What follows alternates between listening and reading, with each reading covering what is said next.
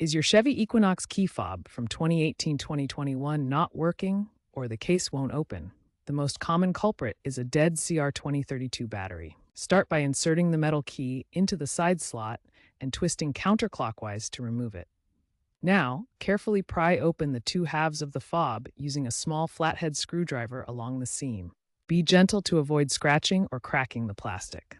If the case is stuck, apply gentle heat with a warm cloth to loosen any adhesive. Once open, check for any signs of corrosion on the battery contacts or the circuit board. Corrosion is a common issue, especially in humid climates, and can prevent the fob from working even with a new battery. Clean any corrosion with a cotton swab dipped in isopropyl alcohol, allowed to dry before continuing.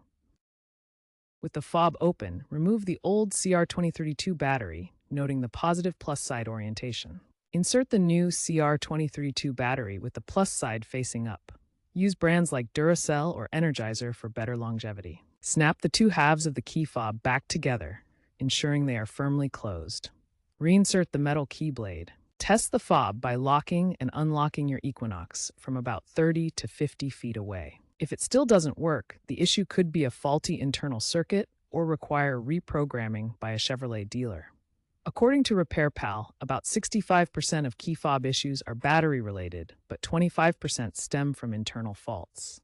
Consider a dealer software reset detailed in Chevrolet TSB 19-NA-248 before assuming hardware failure.